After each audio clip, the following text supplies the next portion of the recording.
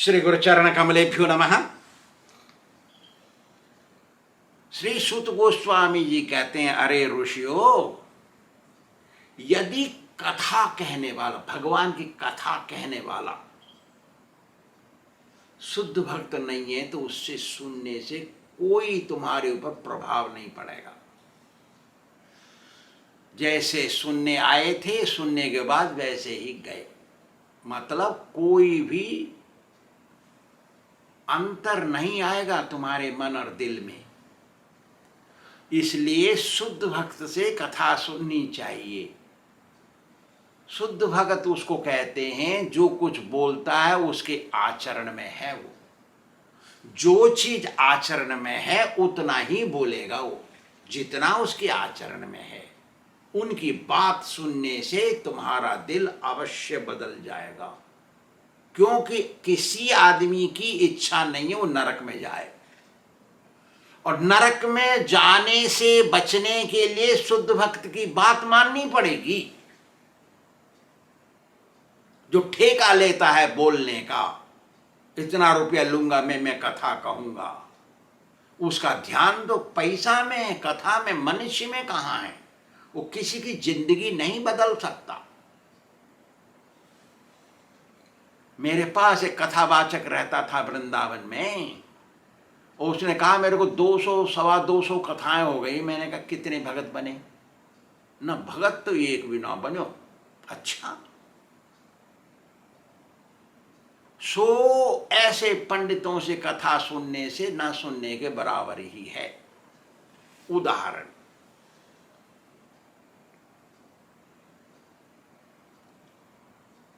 शुद्ध भगत से कथा सुननी चाहिए, जिंदगी बदल जाएगी। कृष्ण भक्त ही शुद्ध होता है। वो ठेका नहीं लेता कथा कहने का, पैसा नहीं मांगता। वो अपने आप आता है। जब कथा कहलवाओगे, कोई बुलाओगे घर पे 1 मिनट के 10 मिनट के लिए, तो दक्षिणा तो जरूर दोगे, तो पैसा तो अपने आप आएगा। क्यों पैसा पे ध्यान दें? अरे आपने बुलाया, आप पर ध्यान देना चाहिए, भगत का लक्षण है। देखिए, एक उदाहरण देता हूं।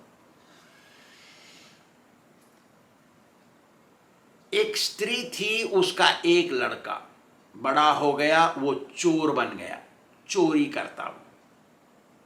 तो माता को तो पता है इसको चोरी से पैसा कमाता है, घर चलता है। तो उसने कहा, माँ ने सोचा कि निकलता है यहाँ से, मंदिर में कथा होती है, यदि वो शुद्ध भगत होगा बोलने वाला तो इसका तो जिंदगी बदल जाएगी। इसलिए माता ने प्रेम से बच्चे से कहा, बेटा तू मंदिर की तरफ से जब निकलता है उस रोड से, तो अपने कानों में उंगलियां उंगलियां दे के निकल कर, वहां कोई आवाज तेरे अंदर ना पहुंच जाए। हम नहीं चाहते मंदिर फंदिर। तो वहां से निकले तो उंगली डाल दे। तो बच्चा उंगली डाल देता था, जाता वहां से निकलता, अपना काम करता। एक दिन वहां पे कांच का टुकड़ा पड़ा, वो घुस गया पैर में। जूते को पार करके कांच निकल गया, पैर में लगा उसको। तो वो तो बैठ गया निकालने के लिए। बैठ गया तो कान में से तो हाथ निकालना पड़ेगा। तो निकाला उसने। तो वहां भगत बोल रहा था मंदिर में लाउड स्पीकर पे कि मनुष्य को कभी झूठ नहीं बोलना चाहिए, प्रयत्न करना चाहिए वो सच बोले। झूठ बोलने से नरक में जाना पड़ता है। ये बोल रहे थे, वो शुद्ध भगत बोल रहा है मंदिर में। और ये सुनाई पड़ा उस लड़के को। तो ये सुना, अच्छा झूठ बोलने से नरक में जाना पड़ता? हाँ, नरक में जाना पड़ता है। तो मैं तो अब नहीं बोलूंगा झूठ। फिर झूठ नहीं बोलूंगा ऐसा निर्णय ले लिया। तब याद आया, अरे तेरी के, हम तो चोरी भी नहीं कर सकते कि चोरी करने से पुलिस पकड़ती है, वहां तो झूठ बोलना पड़ता है। तो लोग पकड़ते हैं तो वहां झूठ बोलना पड़ता है। किसी की पिक जेब कतरेंगे, काटेंगे तो झूठ बोलना पड़ता है। तो उसने तो चोरी फोरी सब छोड़ दी। एक दिन अचानक मंदिर में प्रवेश कर गया। तो वहां तो भगत मिले, उन्होंने प्रसाद खिलाया, अच्छे से बातें की, समझ में आ गया और भक्तों का मित्र बन गया और धीरे धीरे भक्ति मार्ग में आ गया। भजन करने लगा, मर गया तो वैकुंठ में गया। ये है शुद्ध भगत की बात सुनने का प्रभाव। इसलिए बनावटी साधु और दिखावटी पंडित, ढोंगी साधु से कभी नहीं सुनना चाहिए कृष्ण कथा। पंडित जब ठेका लेता है उसकी कथा से आपके ऊपर कोई प्रभाव नहीं पड़ेगा। मनुष्य जो बोलता है कथा में और उसका कोई भी बात उसके आचरण में नहीं है तो आपके ऊपर काम नहीं करेगी।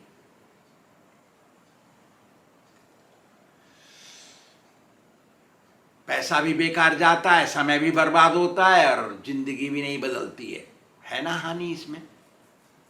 तो इसका एक उदाहरण देते हैं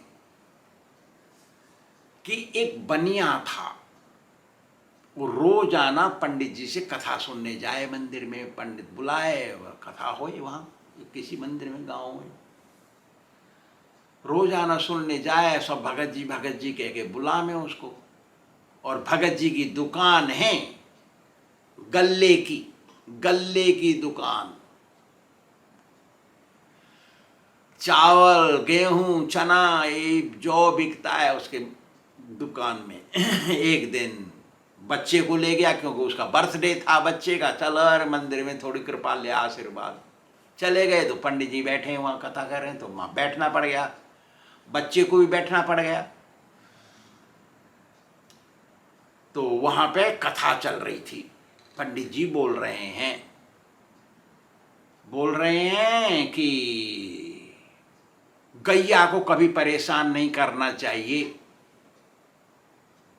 गैया को कभी कष्ट नहीं पहुंचाना चाहिए। गैया कुछ खा रही है तो उसको भगा देना नहीं चाहिए। गैया पानी पी रही है तो उसको मना नहीं करना चाहिए।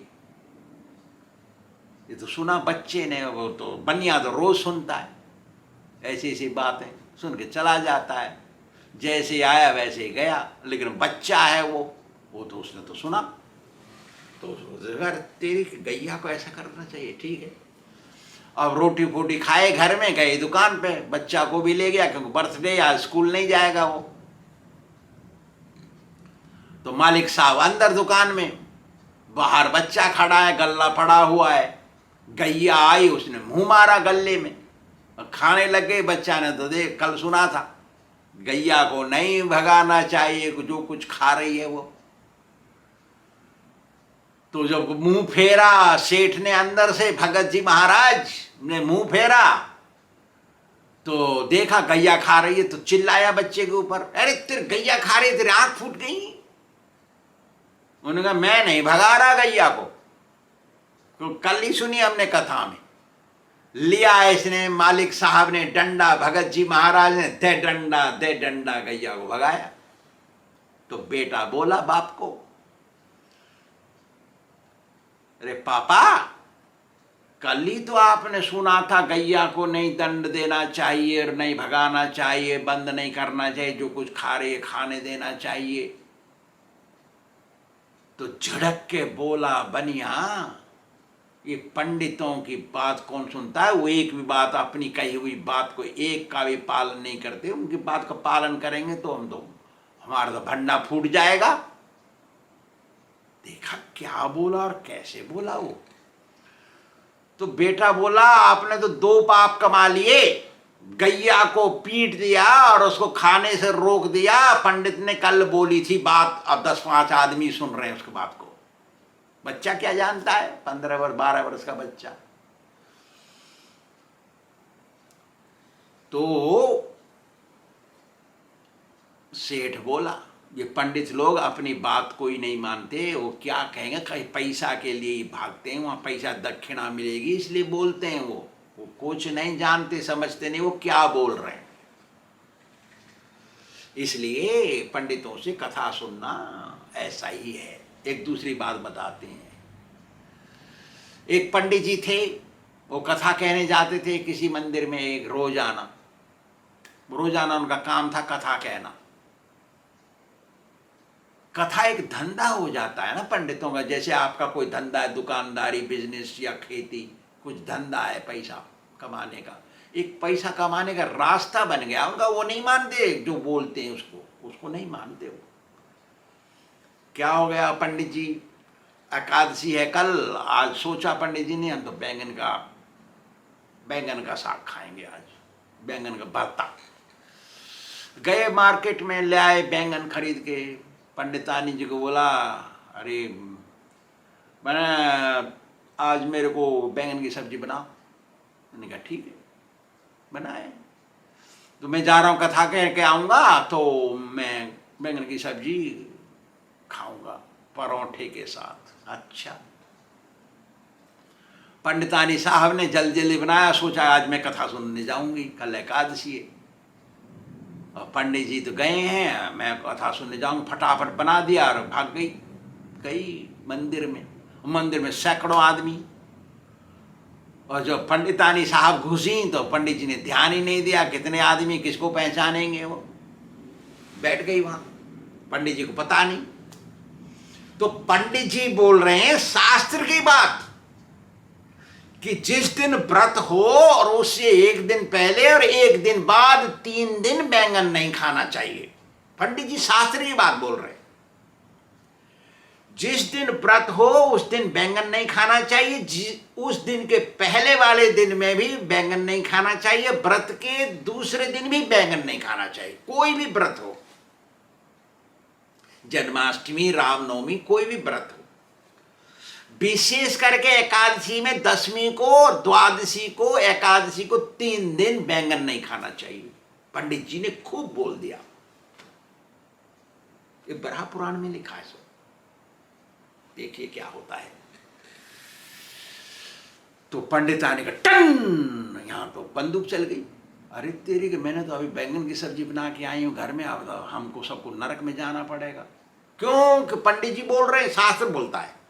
पंडित जी बोल रहे हैं, शास्त्र में लिखा है कि यदि बैंगन का बीज एक भी रह गया पेट में तो नरक जाना पड़ता है इतने 1000 वर्ष। हम नहीं जा रहे नरक में। पंडितानी ने सोच लिया, पंडित जी को मालूम नहीं वो सुन रही है। यदि पंडित जी को पता रहे हो जाए कि पंडितानी वहां पे, शायद वो शास्त्र की बात ना बोले, क्योंकि घर में बैंगन की सब्जी बनवाई है पंडित जी ने।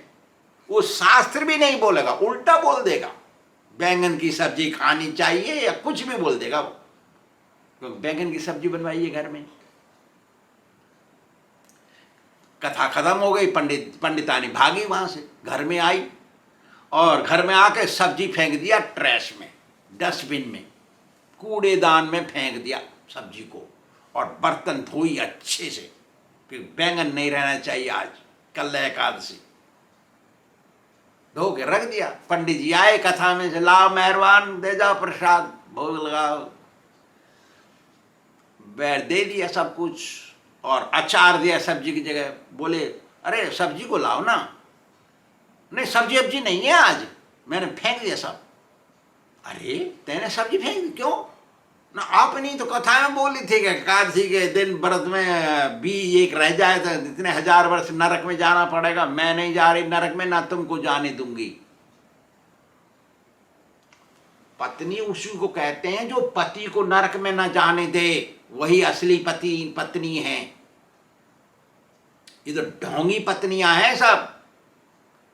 अरे मालूम करना चाहिए किस चीज से नरक जाएंगे हम लोग, और पत्नी ऐसी होनी चाहिए। क्यों? कि पुरुष स्त्री की बात मानता है, इसलिए पत्नी को जबरदस्ती करना चाहिए पति से कि जिससे वो नरक में न जाए। ऐसा काम कर, चलो मंदिर में, हम ना जा रहे सिनेमा, हम ना बना रहे प्याज लहसुन घर में, हम लक्ष्मी भाग रहे हमारे घर में से, हमें नरक में नाम देख रहा हमारा। ऐसे बोलना चाहिए। और पति भी ऐसा होना चाहिए कि पत्नी नरक में न जाए। पति भी ऐसा होना चाहिए, साधु स्वभाव। ये पति पत्नी का संबंध होता है।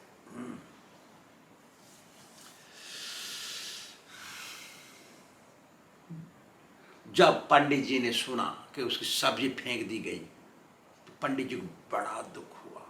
तो वो बोले, अरे पंडितानी तू मूर्ख, ये तो हम बोलते हैं दूसरों के लिए, हमारे लिए थोड़ी बोलते हैं। हम तो केवल दूसरों के लिए बोलते हैं। हम तो जाते हैं वहां दक्षिणा मिलती है इसलिए जाते हैं, हमारा घर चलता है उससे, रुपया मिलते हैं वहां। अब कथा में वाचक कर लेता है, ठेका ले लेता है 2 लाख रुपया का, 50,000 का, और पैसा मिलते हो, पैसा में ध्यान है। अरे हम अपने लिए थोड़ी बोलते हैं, तेने क्यों फेंक दिए सब्जी, इतने कष्ट से हम लाए दुकान में से, ओ फटकार लगाई। वो कह रही है, मैं आपकी फटकार सुन लूंगी लेकिन नरक में नहीं जाने दूंगी, चाहे वो पीट दो। आप मेरे को पीट दोगे तो भी नरक में नहीं जाने दूंगी मैं। मेरी एक शिष्या है आंध्र प्रदेश में, उनके पति ने उसको पीटा, मंदिर में जा मत जा, मैं हूं तेरा पति, मैं कहता हूं तू मंदिर मत जा। तो वो उसने कहा, मेरे को खबर मिली, उसने कहा अपने पति को, तुम मेरे को जान से मार दोगे तो भी मंदिर जाना नहीं रुकूंगी मैं, मार दो मुझे, लेकिन मैं नहीं रुकूंगी मंदिर जाना। देखिए तमाशा। अभी नाती पोते हैं उनके और बूढ़ा हो गया है आदमी, वो पीट रहा है पत्नी को, मंदिर जाना नहीं है। अभी जिंदे हैं वो। आश्चर्य की बात है। ऐसा है संसार। तो पीटा उसने खूब, 2 महीना 4 महीना रोजाना पिटी वो घर पे। जब वो मालूम पड़ गई रुकेगी नहीं, पागल वालों को मालूम पड़ गया है हम पीट रहे हैं, तो उसने पीटना बंद कर दिया। अब 2-4 वर्ष से पीट रहा नहीं है वो। बताइए, 50 वर्ष की उम्र से ज्यादा है इनकी, शरीर इतना बूढ़ा हो गया, नाती हो गए, पोते हो रहे हैं, पता नहीं कितना हो गया है। आश्चर्य की बात है। तो मेरे को पीटोगे तो भी नहीं जाने दूंगी नरक में। आप ये बात तो भूल जाइए। इसलिए जो कुछ बोलते हैं वो आचरण में नहीं है तो सुनने वाले कुछ नहीं मानेंगे। जैसे आए वैसे गए। पंडित जी का स्वार्थ है पैसा कमाना, दक्षिणा लेना, यही स्वार्थ है, उनका धंधा है ये।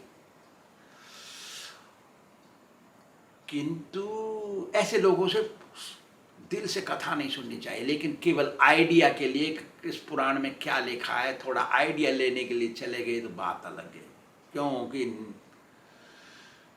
न्याय शास्त्र कहता है, अकरणात् मंद करणम। आइडिया नहीं होने से अच्छा है थोड़ा सा आइडिया मिल जाए। बुरा आइडिया है सही, भद्दे आदमी से नहीं, मामा से काना मामा अच्छा होता है ना, कहते हैं। तो काना का मुंह देख के जाए कहीं तो सब असफल होके आ जाए, पिट के आवेगा वहां से। लेकिन करें क्या, मामा तो है ही नहीं, तो काना मामा घर चलाना पड़ता है। ऐसा कुछ। लेकिन ये आदत बना लेना ठीक नहीं है कि पंडितों से कथा सुनो, क्योंकि वो उनका आचरण में नहीं है। कथा कहेंगे उससे पहले चाय पी लेंगे, कथा कहने के बाद थक गए हैं चाय पिएंगे। जब सच्चा कृष्ण भक्त मिल जाता है, सच्चे कृष्ण भक्ति की खोज करनी चाहिए। जब मिल जाता है तो उसके आदेशानुसार चलना चाहिए, उससे संबंध बनाना चाहिए, उससे सीखना चाहिए। ऐसा कह करके सुत गोस्वामी जी ध्यान मग्न हो गए। क्यों बोले? क्यों कि प्रहलाद महाराज अब भगवान के अर्चा विग्रह की बात बताने जा रहे हैं। भगवान से कैसा व्यवहार करना चाहिए, कैसे उनकी पूजा करनी चाहिए, उनसे प्रेम संबंध के बारे में बताएंगे। प्रहलाद महाराज ऐसा बोल के चुप हो गए।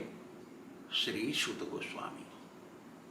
Thank you very much. Shri Radha Govind भगवान की जय।